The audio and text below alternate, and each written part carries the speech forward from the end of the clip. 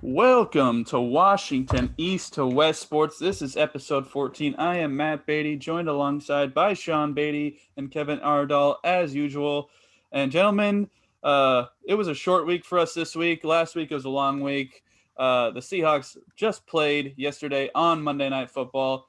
And due to some COVID, the week isn't even over yet. So we got some afternoon football on Wednesday. But we're going to jump right into the Seahawks and the Eagles on this matchup. So the first thing I want to mention is in my main fantasy football league, I had Tyler Lockett, and the person I was competing against had Jason Myers, and I lost, and I'm very upset about that. But ultimately on the field is what is important. So the Seahawks were able to win 23-17.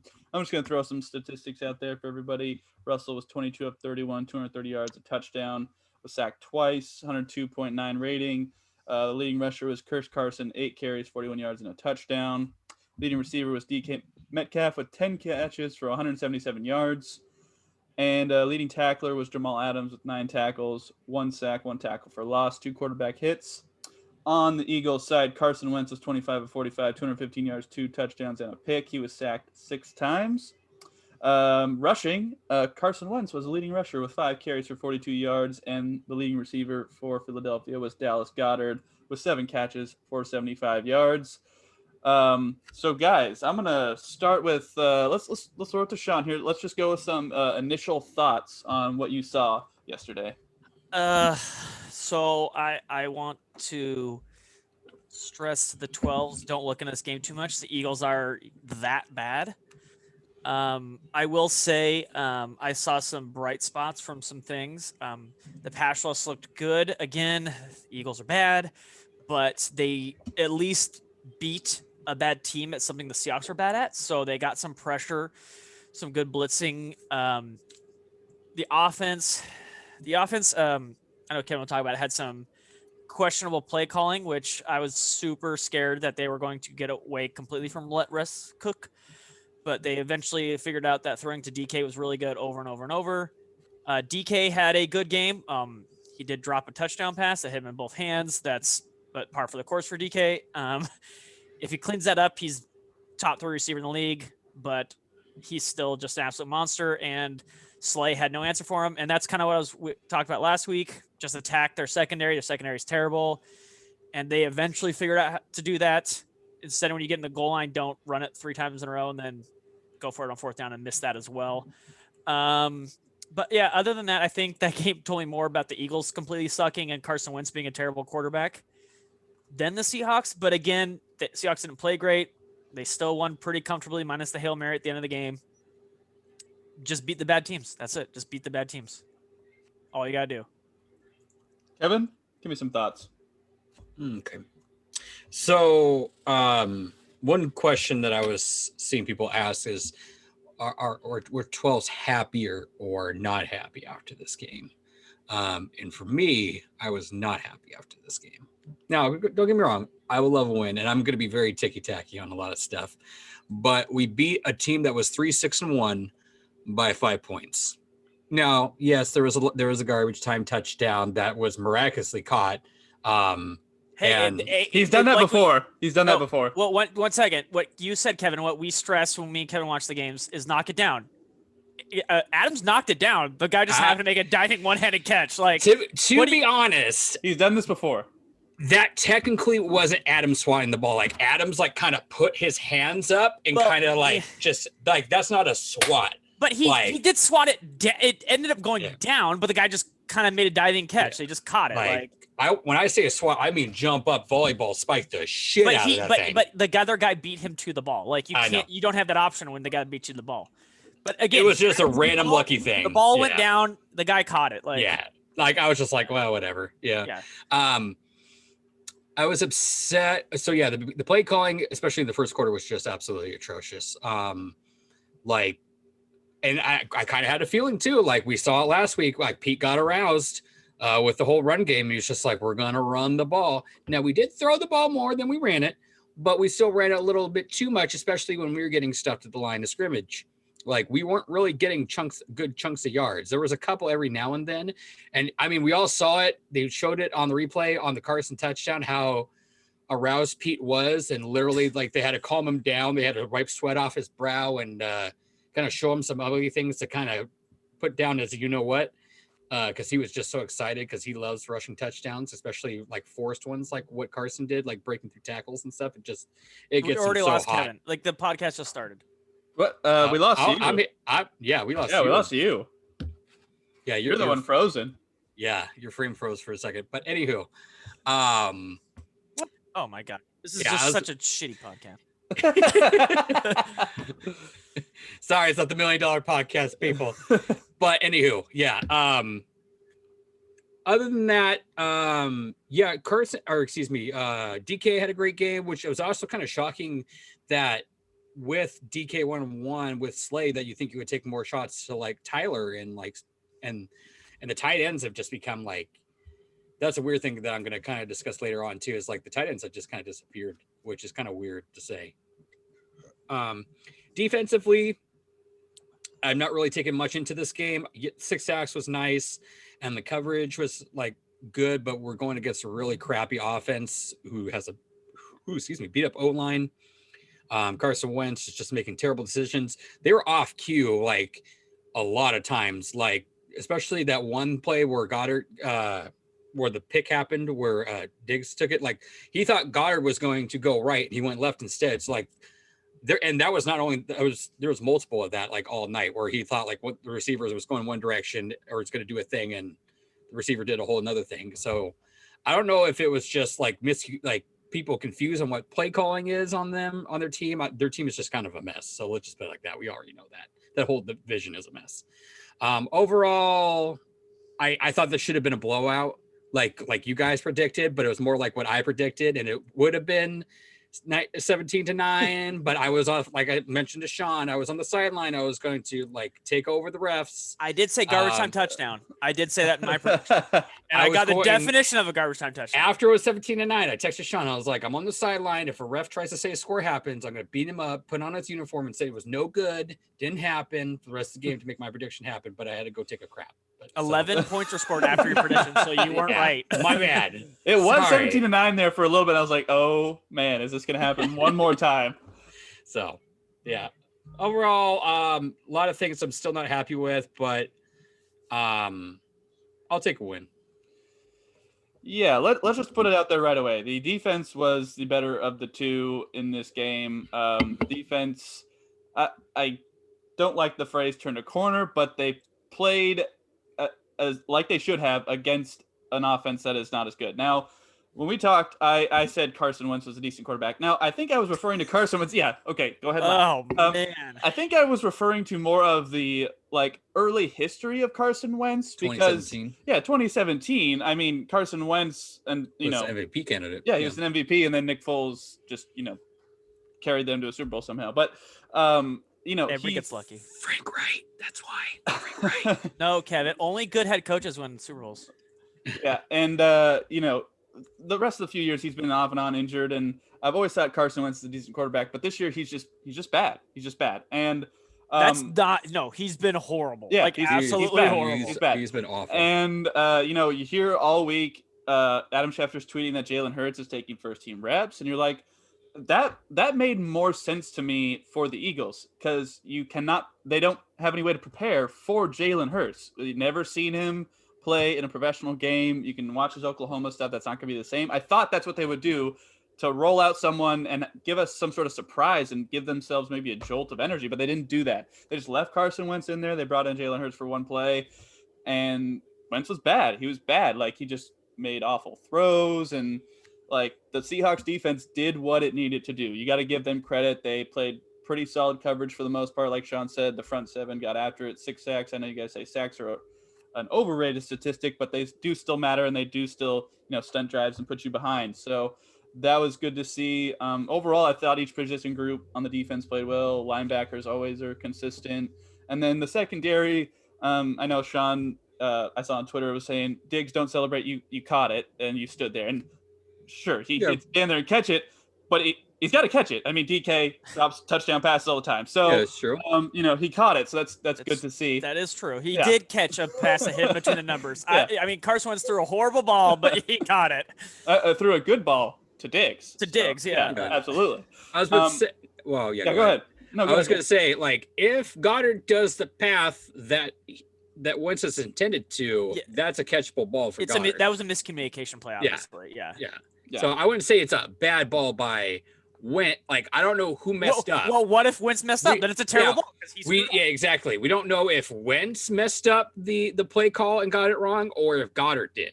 So true. We have to speculate there. True. But.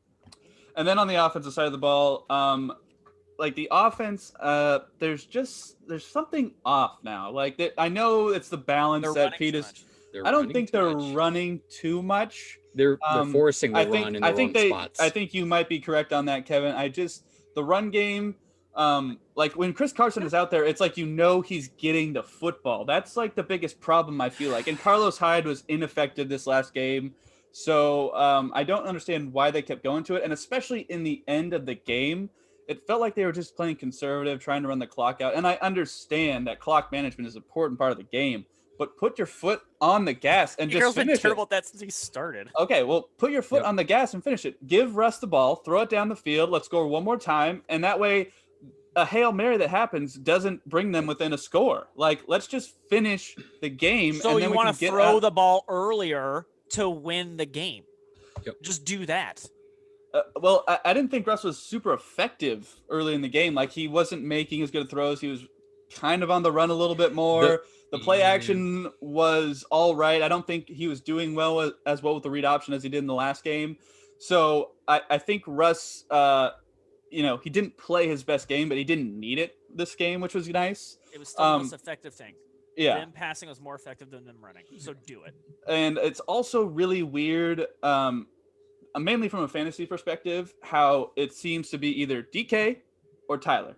There's rarely both. It's either DK gets it a lot or Tyler gets it a lot. And like Kevin mentioned, we have tight ends who, Disley has, he's had injury issues, but he's played well when he's gotten his chances. Sorry about Greg Olsen. Jacob Hollister seems like a perfectly capable tight end, and he gets the ball somewhat. And then we've got Colby Parkinson, who's been getting in there a little bit this last game, but he just didn't really see any looks. No, yeah, he was blocking. Yeah, so it's interesting to see what they're – and then, David Moore, we thought he might be cut, but he's, playing a role. He's catching touchdown passes. No, he got negative yards on the day. He was terrible. I'm going to go on a little bit of a rant here because I'm so pissed at Pete Carroll. Kevin said he's not satisfied with this game, and I would agree. Effective EPA player on both teams in the entire league. I would agree. I'm not satisfied with how the Seahawks played, but at the end of the day, a win is a win. So we will take it, move on to the next one. But you cannot play this poorly against the Giants and expect to win, even with an injured Daniel Jones. I don't think you can expect to. Well, I don't think you can expect to play that bad twice in a row and win. You might be able to play this bad for 4 games in a row and still win. Sean, there are such a thing as trap games. Okay? I will say we will not be able to do this against Washington. No, just Washington's terrible stop. Washington's better. The running game is actually starting to form. The front four is actually, like I've already mentioned, very good. Their front four is good. I'm not. And Russell, I guarantee you, I'm going to quote it right now. Russell will get sacked 5 times that game. Got sacked 5 times this game. Like, who cares? Like, get sacked twice. Yeah. Get sacked like 1 billion times. That's so overestimated. That front four is something that we cannot scoff at. Like, I know people don't want, because it's the NFC East, people don't want to actually admit it. And the thing is too, like, they don't think like Alex Smith can be, like, we've seen that Alex Smith can do good. He just hasn't played and he didn't have an off season. He hasn't played in over 2 years. So it's going to take him time to build, and he's going to have that time. To where I don't think he's going to be what he was in his prime, but like he could still beat you if you let him, if you do the stupid mistakes. I will agree. They're probably the best team of the other 2 crap that you have left to play. Oh, we should murder the Jets. Good. Like, you can still play bad and still beat Washington. No, I'm not. But I'm saying we're going, since especially the Seahawks have proven that they play down to their opponents for whatever the fuck reason. Because you don't let Russell just kill them. Like, yeah. That's cool. You don't run 50-50 run pass in a game like this. You just kill them and then get out of here, but whatever. And it seems that like the David Moore thing Like, especially like on the jet sweep. Like, why is David Moore taking the jet sweep on that? Like, I get like DK missed his block and it he had blockers in front, so it was a chance. But at the same time, put a guy like Swain, Tyler, or your fastest guy DK on the jet sweep versus David Moore. Like, you're literally choosing David Moore because it's the Lockett situation, like in the Super Bowl. You're picking Lockett on that slant pass because you think nobody's ever going to suspect it, and it's not going to work because he sucks. So it's like, okay. Can we just say that if DK does make that block, he's probably scoring though? Like, it shouldn't be on that though. I know. Well, but it should be. Isn't that what running is blocking? But the thing, okay, so like let's say if David Moore is on the block and DK is there, like DK has then a better shot of juking because of his speed being on the sweep to still get into there, whereas David Moore has nothing. But I think what you said is right, though. You're not expecting David Moore to necessarily get that, whereas you're probably more likely keying in on a DK run or a Tyler run. You're following these guys around. DK never goes in motion, though, so that's true. He just stays on one side. So. Yeah.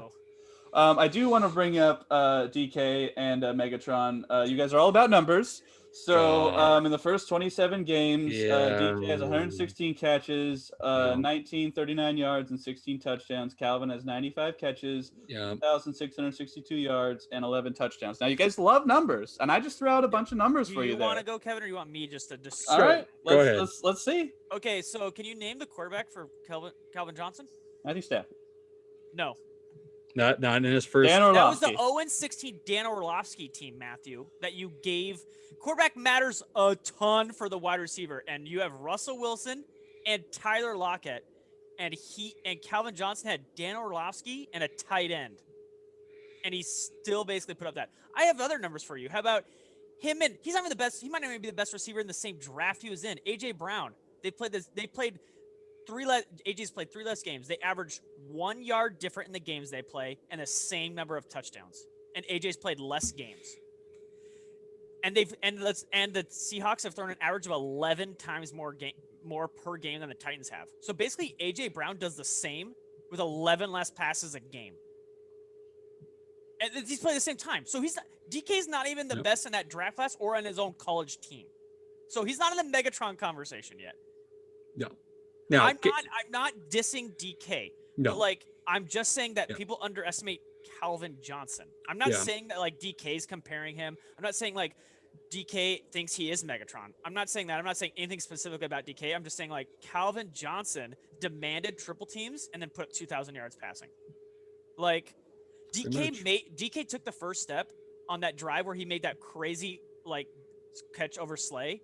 That's what Megatron did every single game. And then DK followed it up by dropping the touchdown pass in the end zone.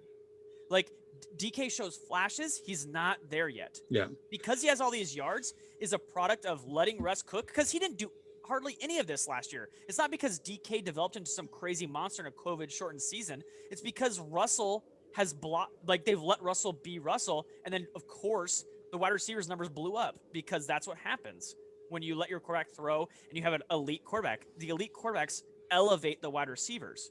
Now, DK's good in his own right, but this isn't just DK blowing up. This is Russell Wilson's offense being a real offense and letting Russ cook is why these numbers are different. Kevin?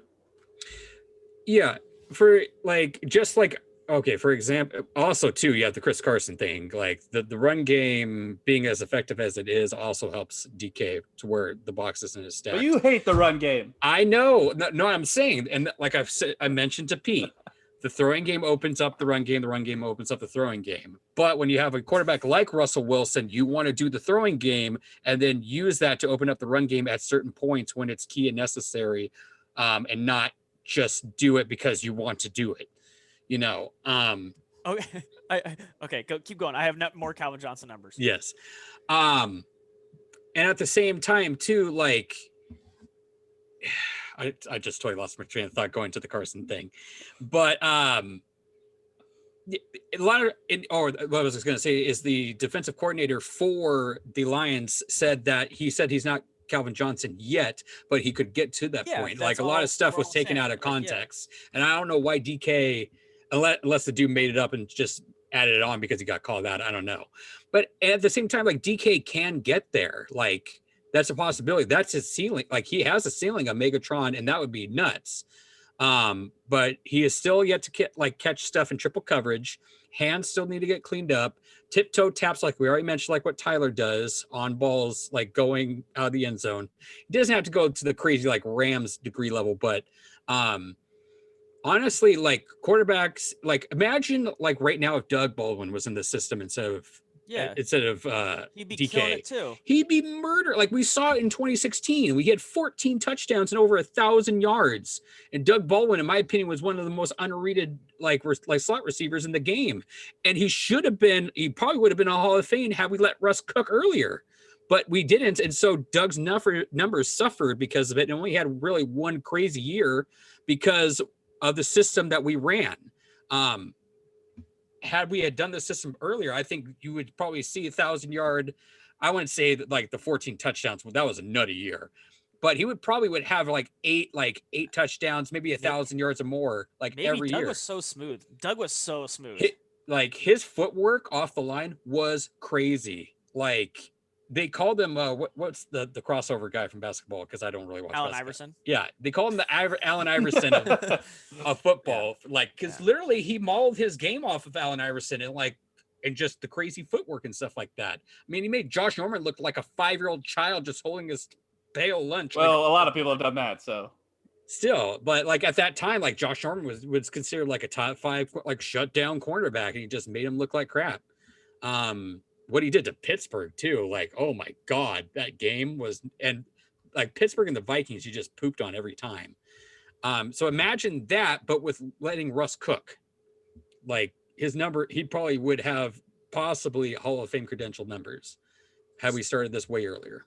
So DK's numbers, his raw numbers, he's actually been very efficient too. So like he's not been bad, but his raw numbers, when people look at like, oh my gosh, he has all these yards, it's the most ever for a Seahawks. Well, the Seahawks never in the past have thrown. They've been like ground chuck in the 80s. Matt Hasselbeck and the Mike Holmgren were always like West Coast and run the ball with like 35 times with Sean Alexander. They never really threw a bunch anyways. Like, so yeah, like he's setting all these records because the Seahawks as a franchise never threw. He's not setting these. Yep. Like, look at the Chiefs. The Chiefs had the number 2 and 3 people in the league in receiving on the year right now. That's how much they're throwing. Like, other teams have figured this out. And I'll go back to Calvin Johnson. So, Dan Orlovsky, John Kitna, and Culpepper were the quarterbacks. They threw more interceptions that year than touchdowns combined. Don't you throw John Kitna under the bus? They threw 18 touchdowns, and Calvin Johnson caught 12 of them. The number two receiver had 1,100 less yards. And it was Sean McDonald.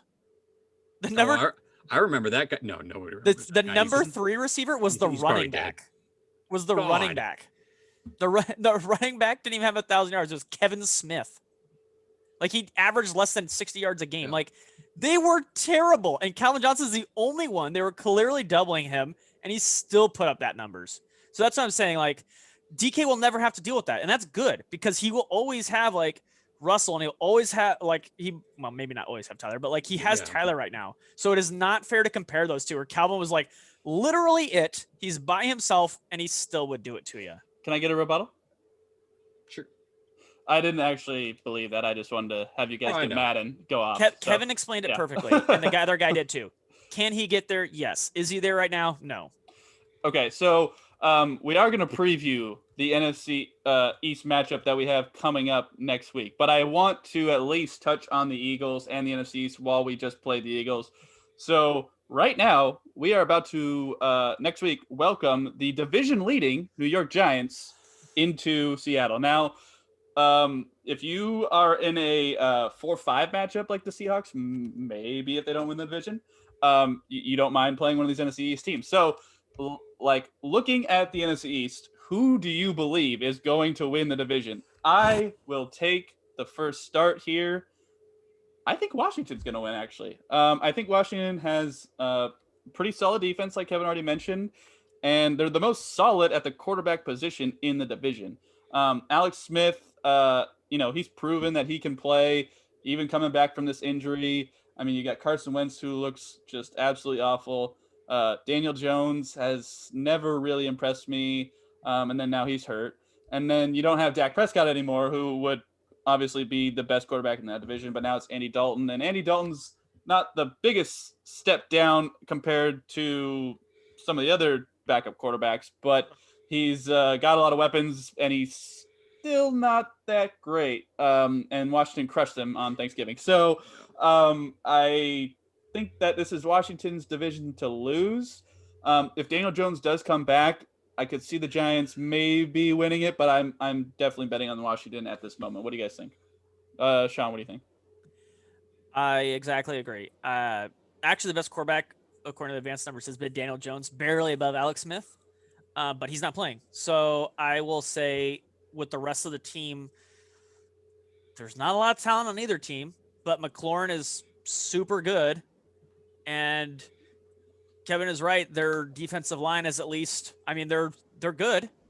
Everything else for Washington's just not. So like they're the one team that has a good thing at a position in on their entire football team, and they might have the best weapon in McLaurin. So it's Washington's. If Daniel Jones was playing, it'd be a lot closer, but I think it's Washington's to lose.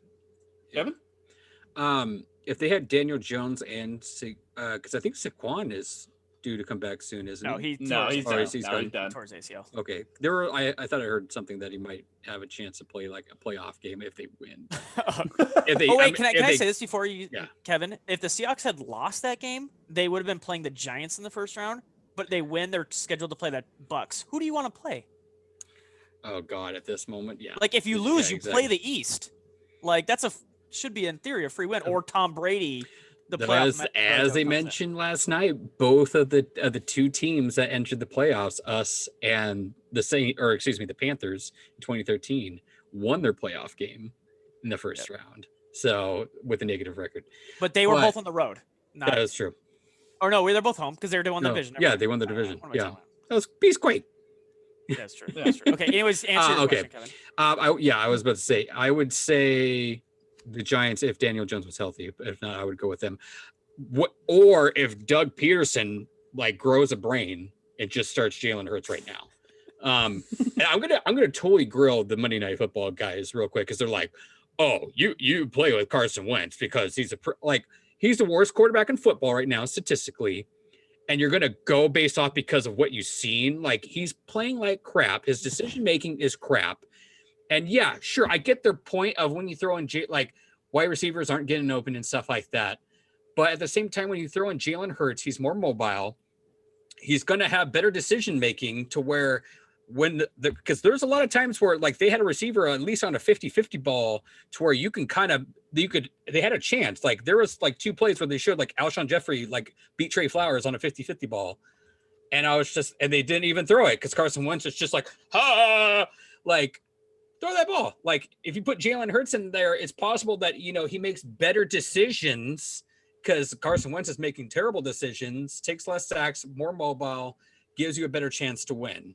And also you have better, especially with his mobility, it gives you more chances to do play action with Miles Sanders and get like free some stuff up, help your O-line out a little bit. I don't know what this whole stick with Carson Wentz bull crap is. Okay, well let me just hold on. Let me throw this out there. I think the only thing keeping Carson Wentz in that job is his contract because he signed a 4-year, $128 million deal. I think last year. So 2019, so he is locked up through 2024, and his salary continues to increase. Like this year, it's small because he's still on his rookie deal, but that 4-year extension kicks in 2021. So at this point, you really you're either gonna have to pay him out, or you're just gonna have to keep playing him. So if I'm you guys, what do you think? If I'm the Eagles at this point.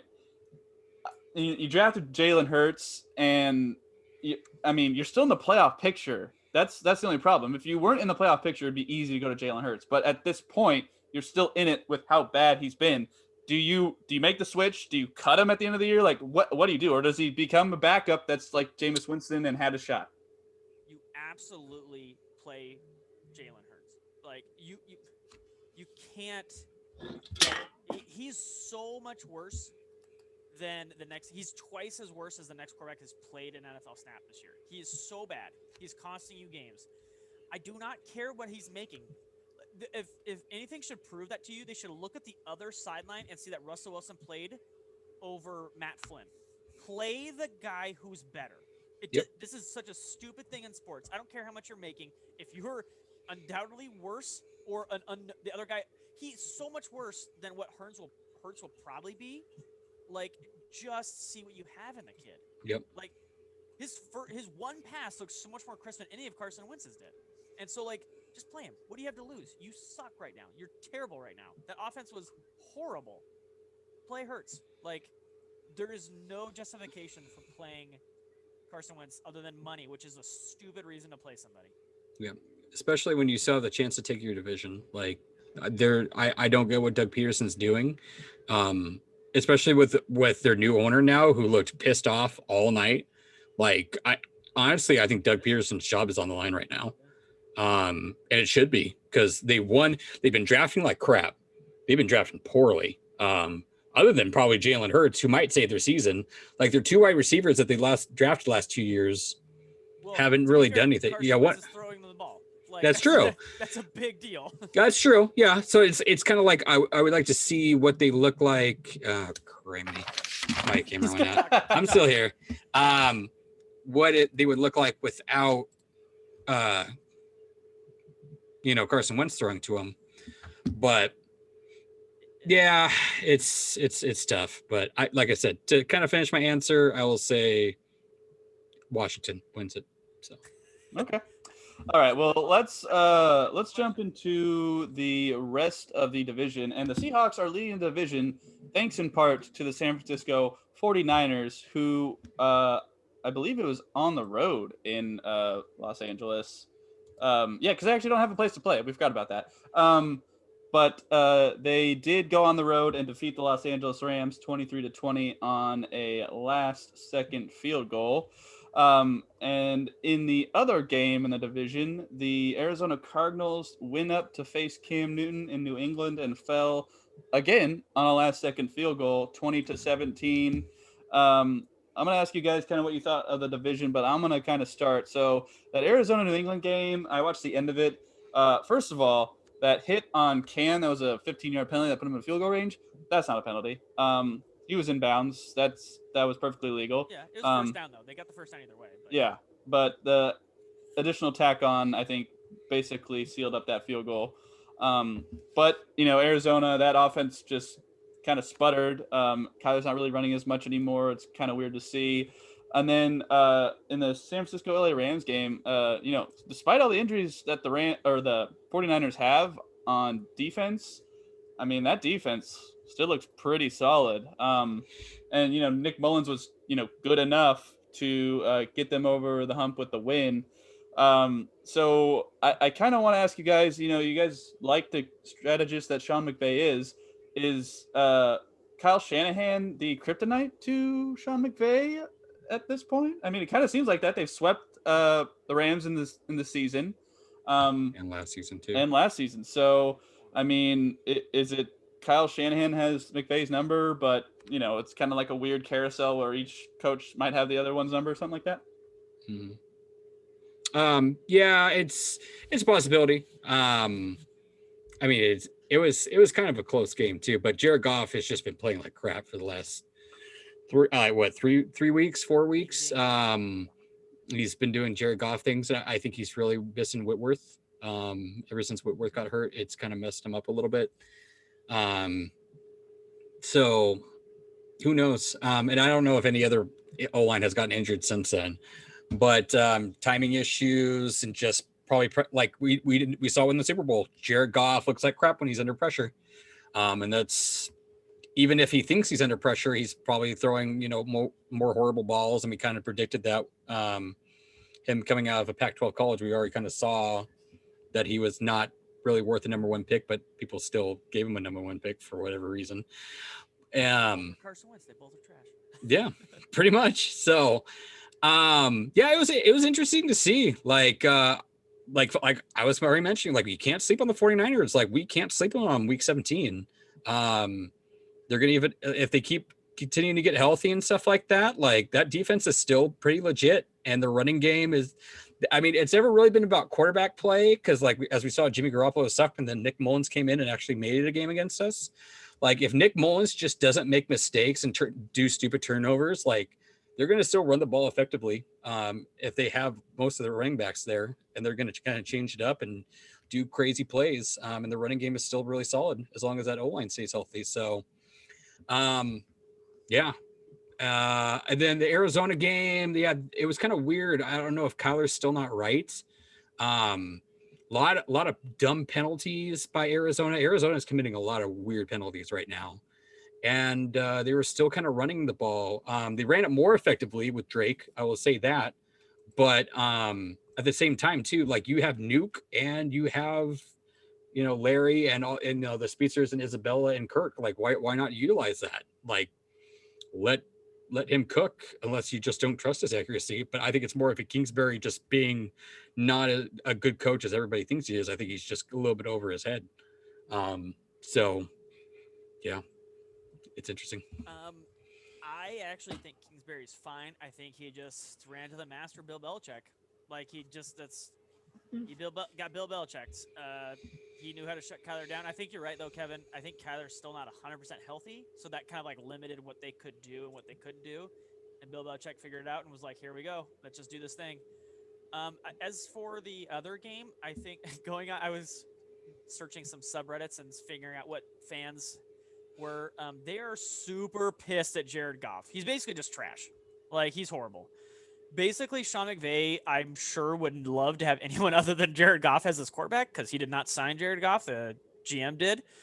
If you gave him anybody with any sort of semblance of, like, could be a quarterback, I'm sure this team would be a lot better, but they don't. So be thankful for that. I would get, like, the 49ers and the Rams. Be thankful that they have their quarterbacks they do, because those teams with those coaches and what they could be would be a lot more scary than Jared Goff and Jimmy Garoppolo.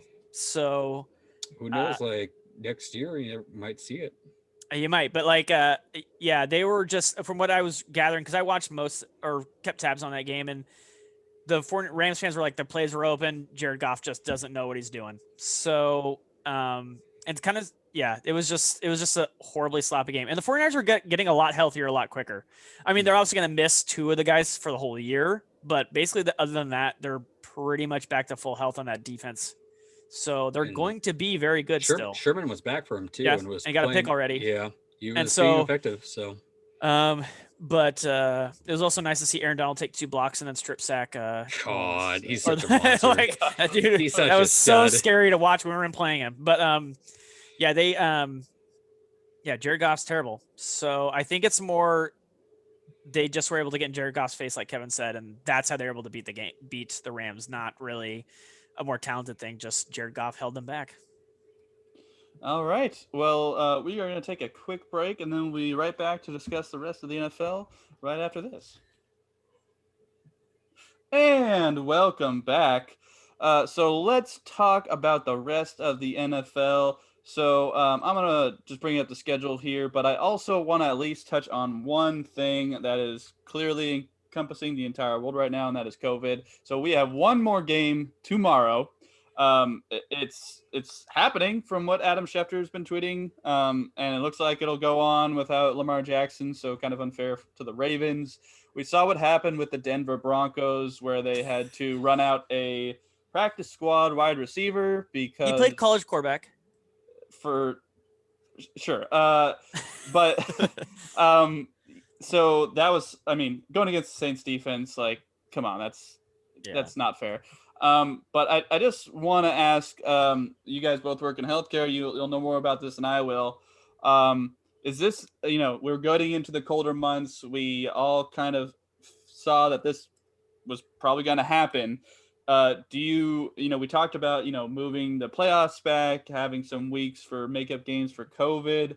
But at this point, it doesn't look like the NFL is willing to do that. So I'm going to ask you guys, what do you think are the chances that a game will get canceled at some point due to COVID? It seems like it is almost inevitable based on what we saw with the MLB, with a lot of movements. Now, baseball is different. You can do double headers. You can play 7 innings, so you can make up those games. But I want to hear from you guys. Like, do you think a game will get canceled? And if it does, what do you think the NFL does? Do they just tack on a week at the end, push the playoffs back 1 week?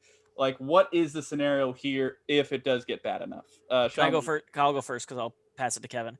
I don't think it will. I think they'll play no matter what because there's so much playoff and drafting seeding, and draft is so important in the NFL compared to other sports that they have to get the seeding. That they'll force it no matter what. And for your answer on what they should do with the if they cancel a game and push it back, I'll pass it to Kevin because Kevin actually came up with the idea. So I'll let Kevin explain his month off thing. Yeah, like literally, you could just push back the Super Bowl, push back playoffs like a little bit, and that's going to be the interesting part. Where when they don't have the flexibility, like what if this starts happening?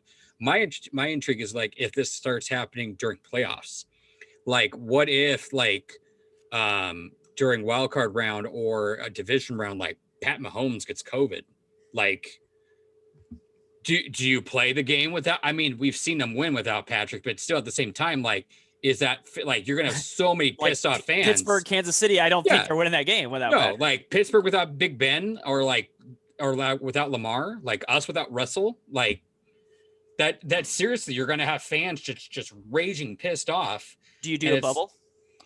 Absolutely, I think for the championship games, the Super Bowl, absolutely. I don't. But see any way. but for the whole playoffs though. I don't think that's realistic based on. Could you do multiple mini bubbles? Probably. I mean, that's what the MLB did for. Well, I mean, not necessarily. Yeah, their playoffs. They did 2 bubbles. Yeah, so I think it's possible, and I think the playoffs. NHL did 2 bubbles. True, and I think the playoffs will have to be a bubble. I think they'll have to be. Yeah, well, especially since the fact that we're probably not going to have fans in the stands at all. It would be most likely into the benefit of it because like if you're not gonna have fans, why not just have a bubble stadium for it? You actually now that but they have an extra game this year because they're gonna have 3 games. But in the past you've had 2 games and they play NFC plays on alternate. They play on Saturday and Sunday, so you could have easily done a bubble in the past and just played them on back-to-back days in the same stadium and had no fans. However, the third game you can't. I guess you could get 3 games in a day on each site. Do 10 a.m. But that field though, because the field has to be. That's the problem. Yeah. That's the problem though. Like you could alternate it by days, but you have to have 3 games. So you almost have to have, I guess, 3. You could do 3 sites and then just have. They each team plays, or each game is like that, or have. I mean, you could do noon, 4, and 7. Yeah, no, you could do the game. The time wise is fine. It's the site, like Kevin says, you have to have a day off in between. You would probably have to have 2 rotating sites for each set, is what I would think you would do. It'd be kind of tricky. You'd have to have 3 for the first round because you have 6 games. So you have to have 2, 2, and 2. So 2 games in each site, and then you could go to 2 sites and then flip. That way, the field can kind of get ready because then you risk injury of ACLs and shit like that. And which nobody wants to see. We don't need FedEx Field again. No, God. Oh, actually, RG3's playing now that it came full circle. RG3's playing this week now because of COVID. So there you go. Yeah. Especially like in the dome now that we have more dome stuff. Like I could see like LA, Arizona, Houston, Atlanta, Cowboy Stadium, Vegas. Yes, in the warmer weather. Atlanta now that they have the even the Superdome too. Just keep it all just choose 6 to where you could rotate those to where Vegas has the hotels for the players and that too. I mean, to where you can you could bring them in and stuff like that and just keep them isolated. And then after division week, then it kind of becomes easier. All teams, that I think we won't see it for the rest of the regular season just because it sounds like they're just going to kind of try to play mismatches and stuff like that. I'm just, like I said, I'm more intrigued to see what they're going to do during the playoffs because you can, and that's what makes them money too. Like nobody wants to see a playoff game of RG3 and whoever the hell the backup is of like Pittsburgh or Duck or whatever. Like that's no one wants to see that. Like, that'd be a terrible game. Yeah, that'd be a horrible game. It's playoffs. You want to see the best teams kind of go at it. So I think they're going to kind of try to implement and see And I'm actually very impressed. I'm going to knock on wood right now that the Seahawks are the only team that have been out with it, have gone without a player. God, the whole offense is going to get it now. DK and Russell are going to get it. And you stop it. Stop it. Well, Kevin jinxed it. You even said the words. I'm knocking on wood. Shut up. Said the words. Put it in the universe. Gosh. So maybe they might analyze what we're doing and kind of go based off that. Be like, do what the Seahawks do. Don't be dumbasses. Or like the Denver Broncos were, just ignored masks completely after COVID. Yeah. So I want to say something. Like, so that's the part like people don't get. Like the Saints, the Baltimore game and all that stuff was canceled because like a employee didn't follow the rules, but the players or whatever, it's up in the air. The Denver Broncos players knew a guy had COVID and went around him with masks, and then the NFL was like, "No, you don't get a bye for that. You did that."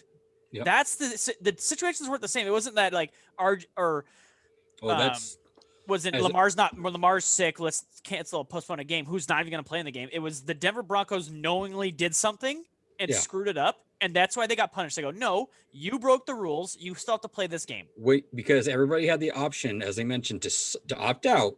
But if you play, you have to follow the guidelines, and they did not follow the guidelines, and they were punished for it. The players specifically didn't follow the guidelines. Like if Broncos fans are pissed, you should be pissed at your quarterback room because they're a bunch of idiots. Well, you should be pissed at your quarterback room regardless because they well, they suck too, but but yes. But I have a feeling because it's especially going to be interesting to see. It's kind of this all started with Thanksgiving, and now with Christmas coming up within about 3 weeks. I have a feeling like week 17 is going to be a shit show. And like, again, it's propping up, not because it's more prevalent, it's because people are more indoors now. I have a feeling they might push back like the beginning of wild card week, maybe a week, possibly, if there's enough cases. Just, I think, especially if it's high, even if it's like mid-tier, like, for example, even if it was like, say, like for us, it was like Brooks and like Shaquille Griffin, like, even though it's not Russell and like Bobby, it's still enough to affect a game, It was like what Kevin was suggested earlier, and I'll just reiterate. And like he was saying, like before the playoffs, after the regular season, you give a week buffer, and then you remove the week from the Pro Bowl because you don't need the Pro Bowl because that's not happening this year anyways. Yeah. So basically, you have 2 weeks now, so you could give 2-week buffer from 17 to the start of the season and quarantine the teams. And then be like, here you go. Okay, everyone's quarantined. It's been 2 weeks. Go. And don't screw this up. Yeah. I think that was Kevin's initial idea, and I just want to, I agreed with Kevin. So, I think that's a good idea, but it's also like the Denver Broncos. You got to have some personal responsibility. And see, here's the thing. Yeah. What if, I mean, I'm not saying it's going to happen, but what happens if Lamar Jackson is, well, he's already got it. I don't know if he'll get it again. But if Patrick Mahomes goes out and parties, then you don't play. You've given the 2 weeks. You are quarantined. You tell the problem with Baltimore is a staffer got it and then like spread it or something like that. You tell the staffers, look, like either you're here or you're not. Like there is no you go to McDonald's to pick something up. It is hotel to field. To field. That is it. You're gonna tell your family you're gone for the next 3 weeks. Or unless we get eliminated, because and you're staying at the hotel, cost teams games. It literally will cost you. We're saying the Chiefs because just Mahomes, but like the Seahawks. Like if Russell gets sick, it costs this franchise money, and it costs that employee money. Like so, don't go anywhere for the time we're in the playoffs. Period. That's it. That's all you got to do. Just don't go anywhere. That's where I think they're going to have really trouble. It's not with only the players, but you have these like.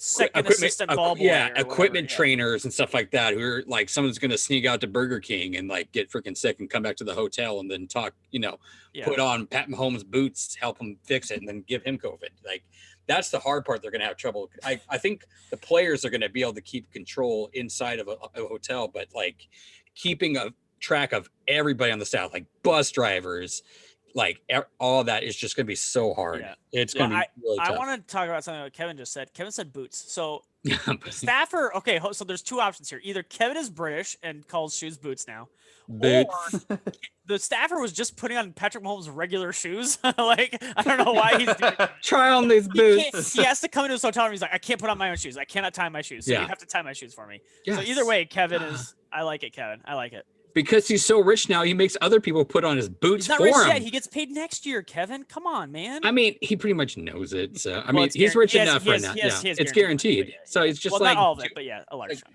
do it, bitch. Put All right. on. Well, let's talk about Wow. the rest of NFL action from this last week. So I just want to talk about two games that stood out to me.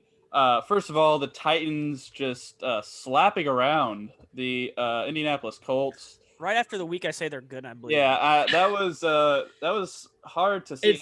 It was very disappointing from the Colts. The Like, week it's a division game. I finally believed him 10 weeks, and they get embarrassed the following week. Yeah. 2 weeks before that, they kind of shut him down. So it was, like I said, it's division. Like it's so hard to predict division rivalry games. And they threw it to AJ Brown. He scored a touchdown. Yeah, he's kind of a man, you know. And then DK, or excuse me, Derrick Henry got rolling. Then DK and Derrick Henry are very similar. They're both very large individuals. Yeah. And then the other game I want to mention, I would probably have won my fantasy matchup had I not watched Tyreek Hill catch every single ball thrown at him in the first quarter. And I texted the person I was playing. I said, double cover him. What are you doing? That was the number one defense, by the way, but like that's impressive. They got embarrassed. They got absolutely embarrassed. No safety over the top. They put him on with Tyreek Hill. What do you think's going to happen? I think early in the game. I was texting a buddy of ours, and I said they're doubling Kelsey because he caught the first pass, and they were like, they showed a safety over the top, and they're like, look, we're going to shut that Kelsey down, and then Tyreek Hill just went absolutely nuts. Well, and then they kind of changed a little bit to get Hill, and then Kelsey was starting to get open, and it was just like they just don't have enough bodies. Like that team is scary. That's why I'm kind of not now afraid to play Tampa. I am because I know Pete's dumb. But wow, sorry. Well, he's gonna be like, well, number one run defense, huh? Let's just run Chris Carson. We're gonna run Chris Carson right into it. 1 yard. We're gonna 300 it. We're gonna put that to the chest. They're gonna play the Dallas game over again. They're like, oh my god. Well, we got one run. 1 yard on that run. Let's run it again. Let's see what he can do. When you should be throwing down. Like I imagine they're gonna double DK, and then Tyler's just gonna run rampant, and then do what he did like against Arizona, have like 200 yards, and then they're gonna be like, oh crap, well we got to cover Tyler now, and then DK starts running wild, or hopefully Disley if they start getting the tight ends involved, maybe Swain if that was impressive. I'm gonna be honest, like what Kevin did with the Mahomes and the boot thing, that's basically what that offense did to that defense. Yeah, like it was bad. It was bad. All right, well, let's preview this coming week's game. So the Seahawks are back at home, and they will be taking on the New York Football Giants, who are currently 4-7 and lead the NFC East. So just some recent history. The Seahawks have won this matchup the last 4 meetings. The last one in New York was, the most recent meeting was a meeting in New York where the Seahawks won 24-7 in 2017. The last time these two teams met in Seattle was 2014, and the Seahawks won 38-17. So, this was back in the old days of Marshawn Lynch, and he had 4 touchdowns against them in this game at home.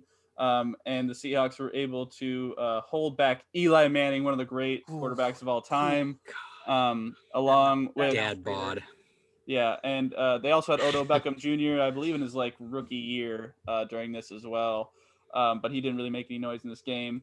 So the Seahawks are probably heavily favored in this. I'm going to look that up here in a little bit. But I also do want to mention that 2-point conversion for the Eagles costs people a lot of money if you're a sports bettor. One guy $500,000. Yeah. So if you're betting, don't bet on the Seahawks, it sounds like, because they're going to allow the other team to cover.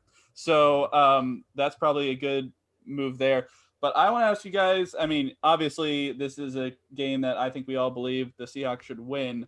But Kevin and I always mention, Sean's not so much into this, but trap game. I mean, Colt McCoy is going to be the starting quarterback, it appears. They don't really have any weapons, as we mentioned. Saquon's out, so their running backs are meh. They have Golden Tate, so it'll be nice to see him again. But outside of that, they don't really have much outside of Evan Ingram. And then their defense is pretty solid, so I'm sure Russ will be pressured all game long. But Kevin, what do you see in this matchup, and how do you think it plays out? I think this would have been more of a trap game if Daniel Jones was going to play, and he's not. it's pretty much kind of been determined that he's probably not going to play. No, yeah, it's Yeah.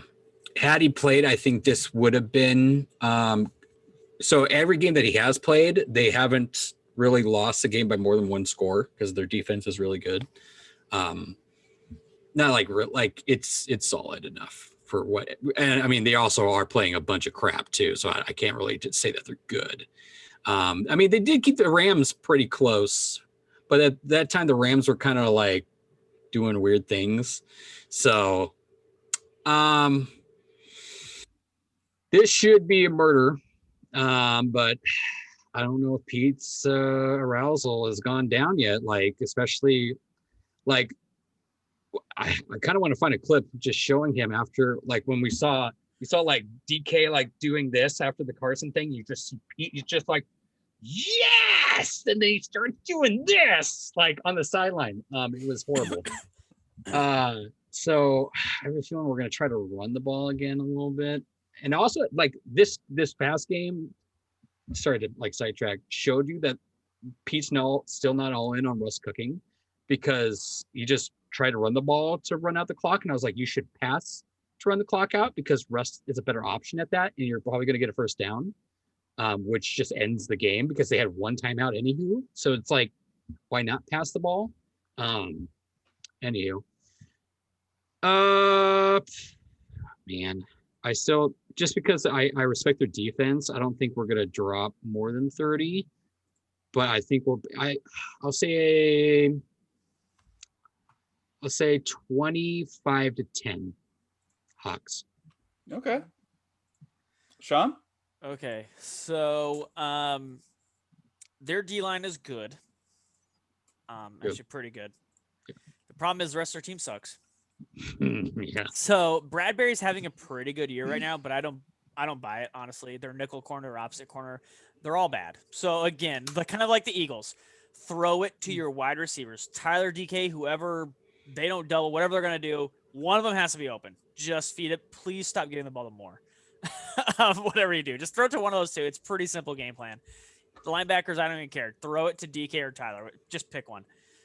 Their offensive line is horrible. Absolutely horrible. They have no Hernandez in this game too, so it's gonna be terrible. And you don't have a scrambling DJ or Daniel Jones either.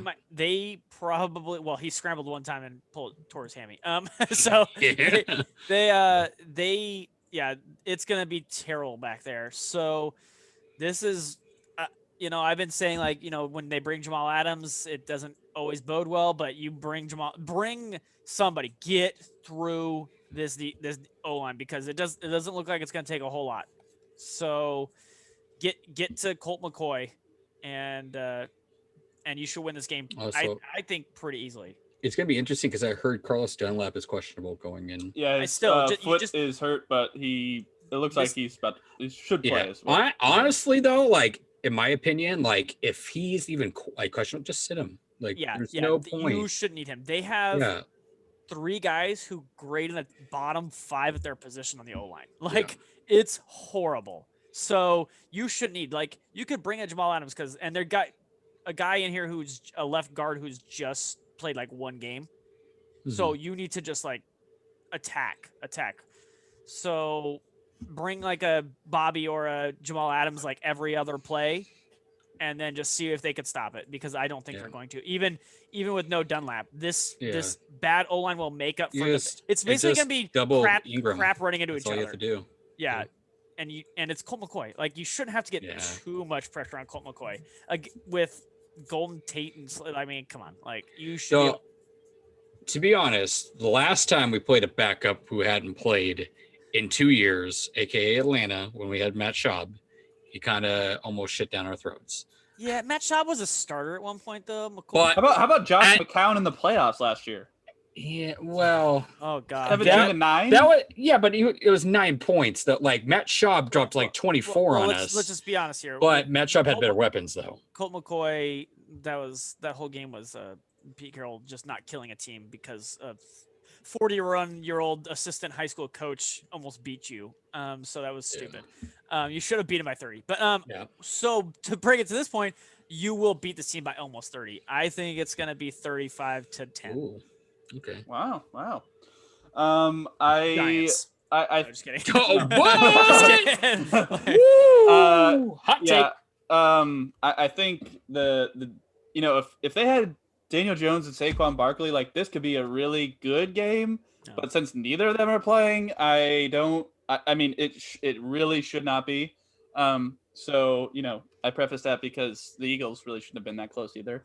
When you look at the defense, like we said last week, if you guys have really arrived, if you've turned the corner, you should hold them to single digits. And against the Eagles, they did outside of the one Hail Mary, which that's a great play by Richard Rodgers. Really can't fault the defense totally on that one. But with that said, this defense should be all over, Wayne Gallman, Deion Lewis, Darius Slayton, Evan Ingram, whoever might get the ball. It shouldn't be too much of an issue for the defense. Hopefully, the defense is getting healthy, which is nice. The offense, I think, is going to be the biggest key here. Like you guys have been saying, we really just need to put them away early. We need to Jake Paul, Nate Robinson punch them, and we just need to knock them out early, and then just get out of there and hopefully be up by at least 2 scores by halftime. For those of you who are over the age of 35, Jake Paul's a YouTuber. And he boxed Nate Robinson and knocked him out, which was very Neither upsetting. of them can box, so it's great. Yeah. I was going to say a quick thing real quick too, because you have the 2 easy weeks, quote unquote, coming up too. Like, I think this is a time where like Shoddy should get a little experimental too. Like, don't do the dumb crap that we saw. Like, first, let's see what we have in our tight. Like, we haven't seen anything out of our tight ends. Like Disley, like showed last year, like he can be a monster.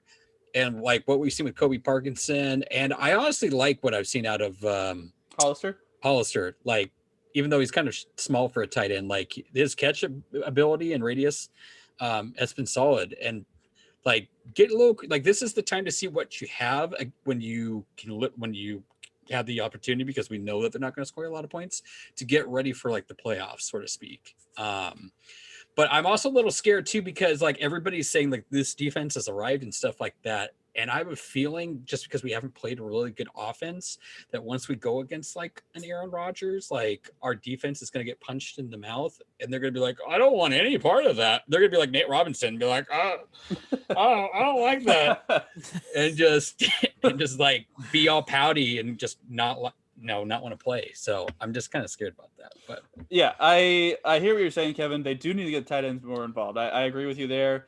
Also, can you get Tyler the ball so I can have some fantasy points? Like, I understand DK is big and tall and strong, but I think he's going to be doubled after what happened last game. So Tyler's open, guys. Tyler's open. Can we stop the David Moore project? Yeah, like, for the love of God, like. Swain has already shown like he has the capability of being a third receiver. Like, give him the opportunity. We know what we have in David Moore. We've seen his ceiling. I'm not saying he's complete dog shit, but he's not really great either. Like, in my opinion, he's a fourth. I think he's a 4th string receiver. In my opinion, I think that's his ceiling. All right, and he's just like an okay third. Like, I think Swain could be a good third receiver. But we just haven't really seen the opportunities. Like, let him play. This is the time to let Swain play. Bring up Ursua. Let him play. Like, we saw Penny Hart on a couple of plays during this past game, even though like every time I saw Penny Hart running in, I was like, oh, they're going to run the ball. I'm like, because they're not going to. Yeah. Like, there was one play. Poor guy. It was 2 receiver set. It was Penny Hart and Moore. And I'm like, oh, they're just running the ball. They're not throwing this. I was like, God dang it. But like, give them a chance. Let's see this is the time to see what you have before you go, like, because heaven, God forbid, what if Tyler goes down? What if DK goes down? Like, let's see what you have now. Like, you need to prepare for the worst. Like, we weren't sure what we had with our running game last year. And then our running backs got hurt like week 15, 16. And then we're like, what do we do for a running game? Let's bring back Marshawn for some stupid reason. Like, see what you have now before it's too late. Like, this is the opportunity to see what you have on offense and your lower end guys to prepare for a possibilities of people getting COVID or just being hurt for playoffs. Do it. All right. Well, David, I'm going to defend you. I have no problem with you. You're playing as well as you can with your role. So keep it up, bud. Keep it up, like buddy. I said, he's not horrible, but he's not great. Yeah. Yeah, he's doing his part. I think he's doing all right. But anyway, You talked yourself into that one. You're like, Yeah, he's all right. so. I don't know. He's doing his thing. he's catching passes when they're thrown to him for the most part. I mean, I just heard you talk yourself into that one. Okay. Negative 6 yards touchdown. That catch Negative 6 yards in a touchdown. That catch against New England, that was nice. That He catch had negative against 6 yards, Matthew. that catch last game for the touchdown. I don't care how many yards he has. He's catching balls, getting touchdowns. That's all I. Why care. are we throwing it to him? Like, that's what I'm saying. There has to be a better option. Yeah. Why are we jet sweeping with him? Like, he's not the fastest receiver. No, he's probably like the 5th fastest receiver on the team. We're like, let's do a jet sweep. I'm like, no, put your fast receiver on him. I don't know. All right. Well, anyway, I'm gonna just jump in real quick. The last 3 games, the Seahawks have scored under 30. I think they'll get above 30 this time. Finally, back into the 30s. And I do think the defense will hold very nicely. I am going to go 34-13 on this one. Ooh. So those are our predictions. Let us know what you all think out there. Tweet at us. I am at Beatty_Matt. Sean is at Sean_Beatty. Kev is at Kev Believes with the first Ian Believes being a 3. Comment on our YouTube. Tweet at ESN. Let us know what you think. But we're going to get into some film right now with the last 20 minutes we have here. So let's just go take a look at some plays here. We can look at some bad ones or we can look at some good ones, whichever you guys want to do. I kind of want to watch that 4th down play, but it's totally up to you guys. Yeah. Okay, so let's go to that 4th down play. Sounds good. I know you don't like David Moore, but we're going to watch this play. And first of all, this is not David Moore's fault. Let me share my screen here. Let me just, no, it's hard. It's Homer's fault for some reason. I don't know why. Every single time we run and it fails, it's Travis Homer's fault. It's not his fault that he got selected for it. Let's put it like that. Wow. It's not his fault that he got put into the position and he did what he could with it, even though it was set up to fail. Okay, so look, this play looks like it should work. I mean, okay, he's coming across.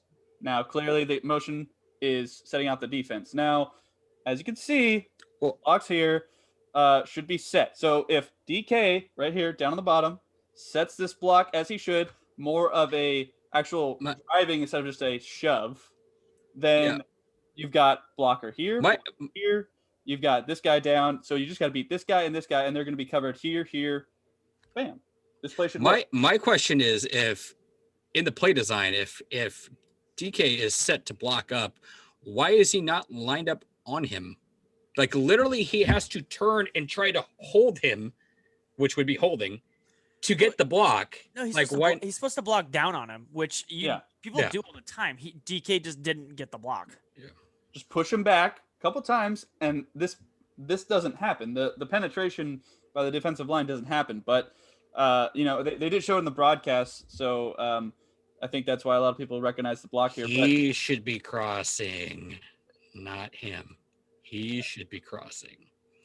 I think that could be a play design that maybe they just don't have in their tool bag. Like, have you ever seen DK come across? DK almost knocked him over, but unfortunately, he knocked him in. I was circling Tyler. I'm saying Tyler should be crossing on the jet look sweep. at DK. He actually knocks him over, but he knocks him into the blocker. Into Dwayne, yeah. Yeah. So, I mean... that's not Dwayne. Dwayne's out there blocking. That's Posick. No. Oh, is that? Oh, yeah, that is Posick. Yeah. Sorry, Dwayne Brown's right here. So, I mean, not the... I thought they would do some sort of read option on here, not that play. I would have preferred maybe a play action or something like that. But one thing I did kind of notice, I haven't watched any of the coaches' film, but from what I saw in the game, like Posick kind of had a rough game coming back. Like, there was a lot of times where I saw Posick just kind of on his butt, and it was kind of hard to see. But I think he'll get back to form here soon. I think he's just a little rusty. Kevin, give me another play you want to see, or I'm gonna go. It was around 12:40 in the second. 12:40 in the second. 12. Jason Myers field goal, got it. Try it. Carlos Hyde. Yeah, try that. Yeah, I think it's the Carlos Hyde one. Try that one. Okay. You're gonna see Tyler try to do a reverse back behind Russell sweep. Like, I don't know what this is. Yeah. So yeah, Tyler's gonna come do this thing, and then just horrible blocking. Like nobody blocks 97 off the line, and then just Carlos Hyde just -3 yards on an outside run because we suck balls We at suck outside. at outside. Like what Stop is his play doing it. design? What is this? Well, Like okay. Brian Scheidenheimer, what are we doing here, Okay, man? so I mean, let me explain what I think the reasoning is. So Tyler comes in motion, and people have seen this play before, where Tyler comes behind Russell, and Russell turns and hands it to him. So I think this is the mixed direction they're going for, but no one falls for it. Yeah, that's the thing. No one falls for it. Okay. Let's be hypothetical here. Let's say he throws this ball to Tyler here, who's 8 yards behind the line of scrimmage.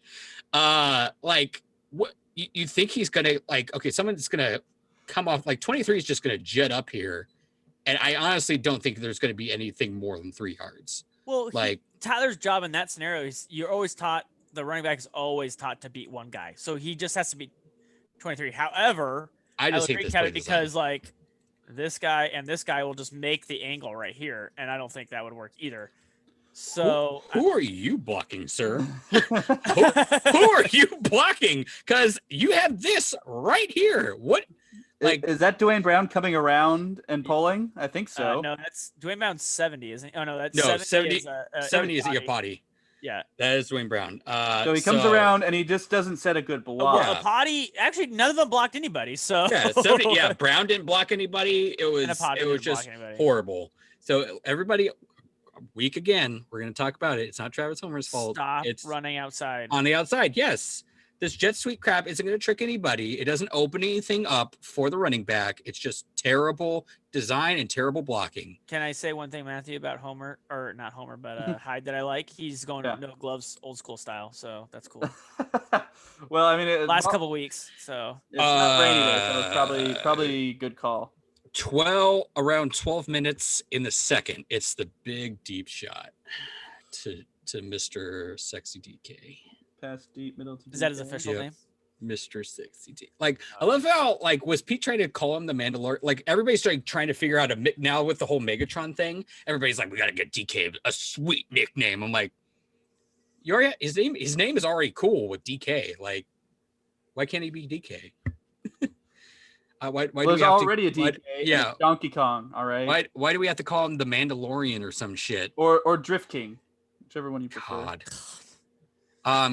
Pretty decent blocking other than Obi Agati or whatever his stupid name is, who should be cut after this game. Okay, well, I just like how no one is really over the top to help. But everything here is solid, except, like I said, the right tackle. 2 guys standing next to Tyler Lockett right now.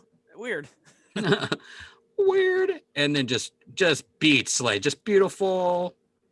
Just keeps running. Slay has no clue, actually. Pretty good ball, too. Like, it's pretty the fact, and like I said, like, DK doesn't give anything away to him that causes Slade to, try to knock out the ball or anything. He just keeps running. Doesn't really tip.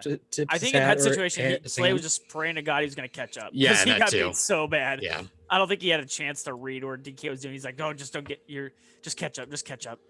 I just want to watch the protection here, and I mean, overall, I think it's not terrible. I mean, this is what's bad. This is all good, but this is not great. Because, Carlos Hyde's going to come up, block the guy coming in to the hole there. So, I mean, Russ has plenty of time. I mean, this block was held for long enough. Yeah. Overall, because Russell's really good at football. And then that throw is I like the zoom out by the coaches cam people. I wonder how much you get paid to run the coaches cameras. I'll do it. Are you going to leave this podcast? I would absolutely leave this podcast. If Shit, I'll do it. Coach's camera. Wow, I mean, well, it's loyal, you bastards. I mean, I'll do both. Yeah, can I do both? I don't know. Yeah. Maybe their contract. No, I've already heard your guys' loyalty. I'm done. Oh, damn it. Okay. There was one. It's around 8:52 in the second. Like Carson, I thought had an open lane and then like cuts back, and I was like, "What the hell is Carson seeing here?" Russ Wilson pass short to Chris. No, Carson. try 925. See it real quick. Horse collar.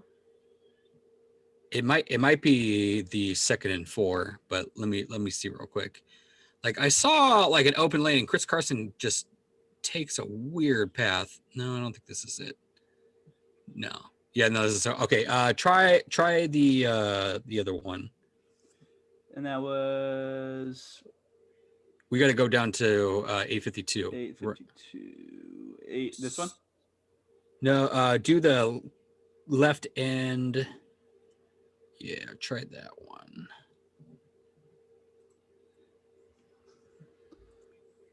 Because I remember I was like, what the hell is Carson thinking here?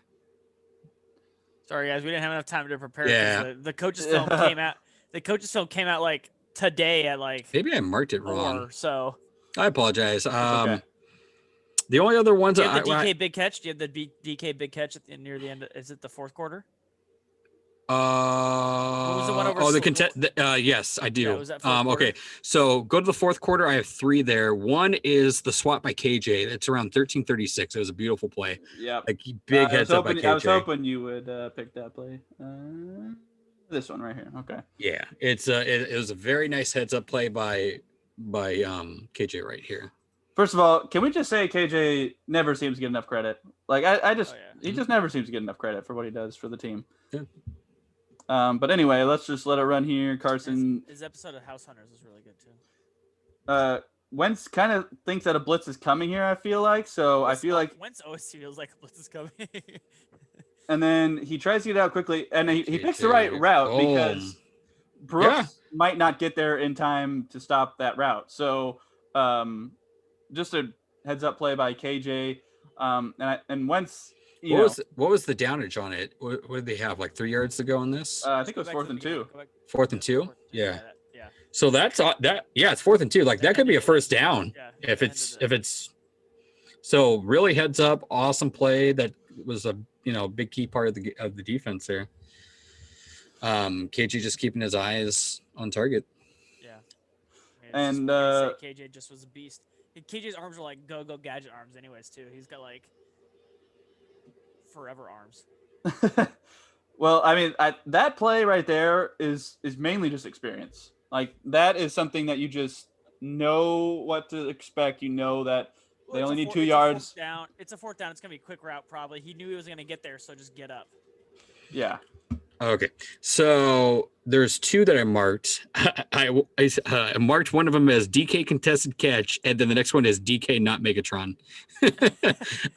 So go to 12:46 in the 4th, and that's the really awesome contested catch that he did. And then the other one, this is a drop touchdown pass. Okay. All right, so we'll full screen it here. It's single coverage again. Just poor Slay, man. You see his interview where he said he didn't need help. Mm-hmm. Man, you needed help all day. You needed help. DK was just taking you to school, man. Protection's all right, but he gets it out fast enough to where it doesn't matter. Kevin was saying the other day though, or last week, was why not trust DK one-on-one? Yep.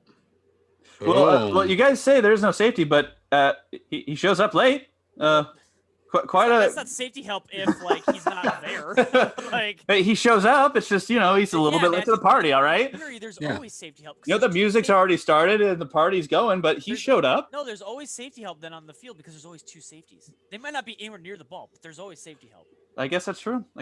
So you always have safety help. I want to see the block pet. Okay, not bad. Other than Obey, God, the right end, he just got beat up all night.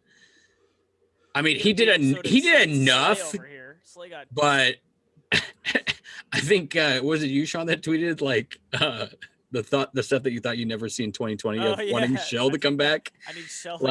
God. And the thing is too, we got to replace. We eventually, without draft picks, we have to replace him. He's just a Band-Aid right now. And that was this one, right? Yes. Gosh, it's around 12. It's around 12. The problem was again, that's my only issue with DK is the drops because it leads to its consistencies. He was so good 2 plays before. That is a. And again, one-on-one on top. That is top tier DeAndre Hopkins. DK should be getting this ball 9 times out of 10 because the other one was going to Tyler. This, you see that there's no safety help. There's no one that's going to help Slay. So, and Russ did the right thing. Immediately looked at DK and threw him the ball.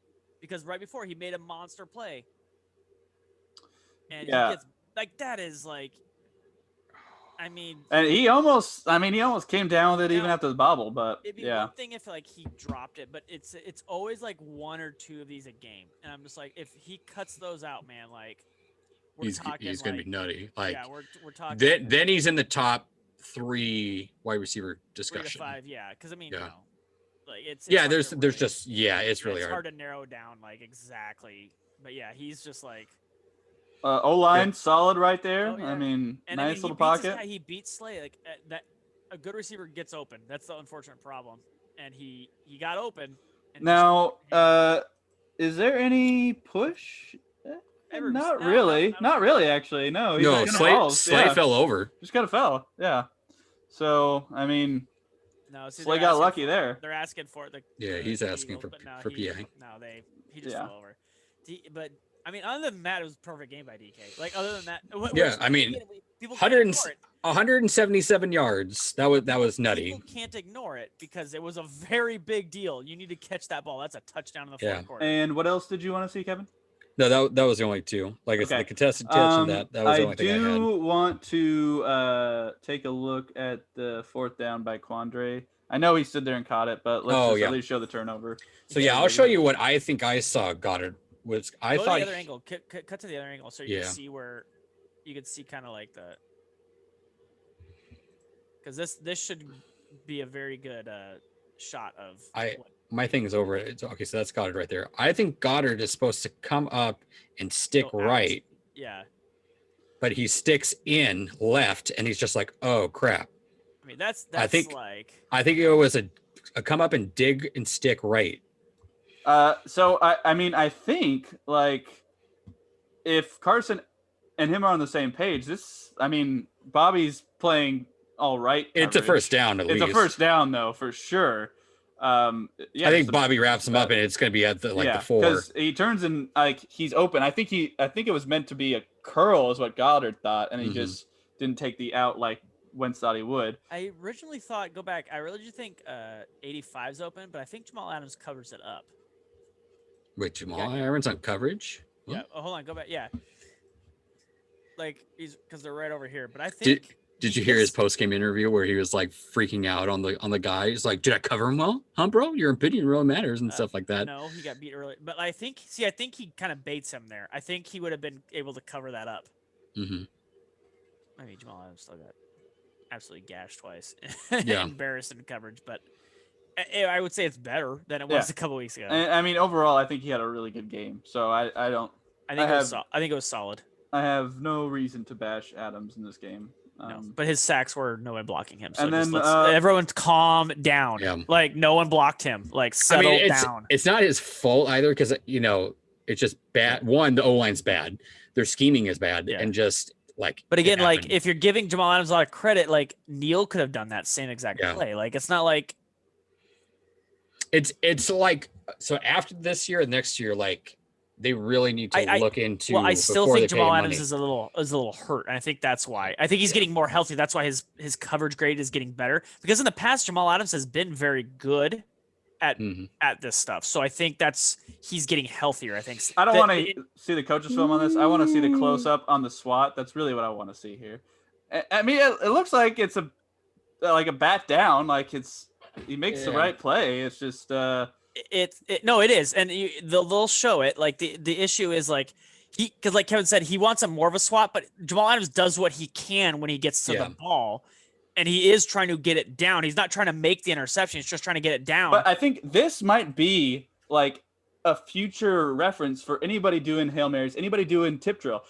Have Richard Rodgers wait here and see if it comes to you. That's what other teams do. They usually have a guy like right there. But like again, like Kevin said, like.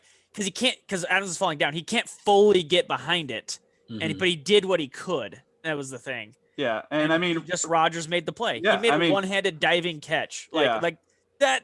Most people don't even make that catch. Even like that's a really good catch. Like diving one-handed, just boop. That's one where you go. All right. I mean, Adams did what he was supposed to do. Like did what he could and got the ball down. He didn't try to pick because that was the thing. If he tries to pick it and it happens. Then I'm super frustrated. But he did the right thing, try to get it down, and the guy made a play. Like it's what it is.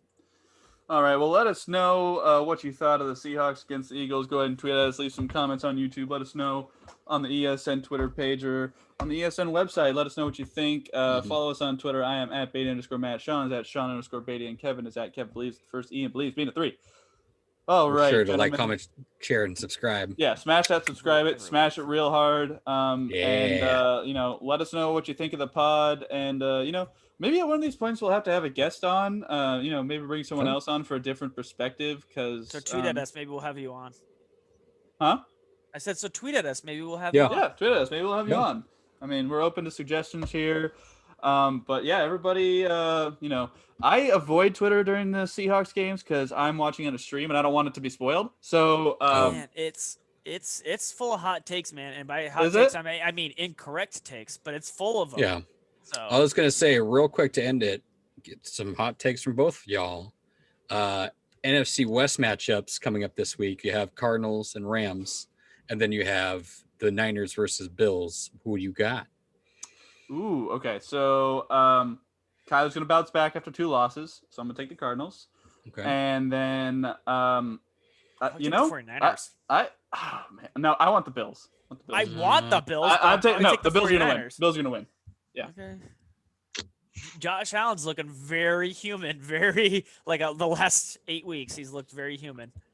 But they're winning that division, and they've already won. Especially now that Sherman's back, and then that helps kind of lock down of a side of a field. Like I think you're gonna have Sherman on Diggs, so I think that offense is gonna do enough for the 49ers. Now, one of the things that Sherman's kryptonite is very fast receivers, with like T.Y. Hilton and OBJ. So it's possible that a guy like Diggs can expose Sherman a little bit. But the way that I don't know, McVay called out Goff, maybe Goff cleans it up. And also since Arizona doesn't really have much of a pass rush, Goff might be a little bit more, steady under center. I like how you transitioned it without saying anything from the 49er game to the Arizona game. And I was like, where's he going? The Arizona's O-line too. Like, how do you block Aaron Donald? That's you let Kyler run around him. Why is that an Arizona thing? That's an NFL problem. Yeah, that's true. But we all know that Arizona's O-line is really not that great. Yeah, you let Kyler run. You're gonna have to run. How many times is Sweezy going to get murdered? That's like, I would just put him on. Like, there was one game like Sweezy actually did really good when he was against Aaron Donald. I can't remember what. It's you do the best you can. Yeah, is the goal. Is it in LA or it is in Arizona, I believe. I'm going LA and I'm going San Francisco. It's in Arizona, so I'm gonna take the Cardinals this one. You're taking the Cardinals? Yeah, I'm taking the Cardinals. Oh man, Kyler's gonna bounce back after. You are doubling down on your division winner pick. He's not gonna lose 3 in a row. That doesn't happen. Just like Russ, it doesn't happen. It does happen. He did last year. That was a rookie year. That is a fluke. Okay. You just said it doesn't happen. I told you it did less than a year ago. Fluke. I'm going to take the Niners just because the Bills defense, their one flaw is the run game. They're not very good at stopping the run. There's only one thing. And that's the one thing, especially with Mostert healthy. That's one thing they do very well. So I would say, I think it's going to be close. Actually, both games will be super good. Shit. Yeah, you proposed the question. You weren't ready. You're thinking on the fly. Sorry. Well, then because like the Aaron Donald thing hit me, and I was like, oh shit, Aaron Donald's just gonna eat people alive, especially if Kyler's not, because I know Kyler's like got the scramble thing, but like he's been sacked a lot like lately. Yeah. Just because I think he's really off his game because of his hurt shoulder. I think Nuke is gonna beat what's his face. Because I got a question for you two. Okay. I'm gonna say Arizona. Who do you guys think is the best team in the NFC? Oh, right, because come playoff times, okay, Drew Brees will be back. Yeah, I was about to say, are you talking right now with people hurt? Do you think the Saints will still win the #1 seed with Till for a couple of weeks, and then will lead to the NFC? What do you think coming in as I see. I it could be thought the they would Seahawks, lose. It could be the Packers. It could be the Saints. Tampa Bay. Based on the defense looking like that Saints defense, I think the Saints. But I do think my preseason prediction of the Packers, Aaron Rodgers did look very good against that Chicago defense and carved them up very nicely. So, and Devontae Adams cannot be covered either. So that's cool to see. I think it's okay. My question is if they lose one game, do we have advantage over the Saints if we win out? Like, do I'm we not get sure the what the number one tiebreakers seed? are, but Because I think that's what they were saying. That is, if the Saints lose and we win out, we get the number one seed. Is what I was. The issue is, do you still think we can beat the Saints? Yeah, absolutely. Saints defense right now is playing really good. I would say the one thing that Saints don't do very well is throw it over the top. They only have like 6 plays over 20 yards on the whole season, which is kind of nutty with the weapons that they have. It's because Drew Brees so I think that would kind of help us a little bit, that we can keep things in front of us. So I want to say yes, that we could beat them. Yeah, absolutely. We could beat any team in the NFL. Do you not I think we will. Like, I mean, it depends on when it is, where it's at, but $50. Would you be safe putting on if everybody stays healthy? $50. Yeah. If everybody stays healthy and they let Russ cook, it depends on if they let Russ cook. If they let Russ cook, yes. You have a chance if you let Russ cook. Yeah. If they're doing what they're doing right now, no. Because I think undoubtedly the most talented team. See, that's the thing. Like, Russell can make it for a lot. The Saints are so much more talented than these other teams we're playing. I think the issue is, can Russ overtake the rest of the talent the Saints have over us? And because I think the answer is yes. That team is talented. Like, the Saints are very, very talented. If Russ plays like he did the first 5 games of the season, I don't think anybody's. They were never the number 1 seed in DOVA, and the Saints are. They still are. I think we're still going to get the number 1 seed, just because I think the Falcons are going to beat them the next time around. Especially after what we saw them do to the Raiders. Holy crap. I think you're going to have a more charged Falcons team. But and the thing is, too, we still have to win out. Like, we have to beat the Rams again.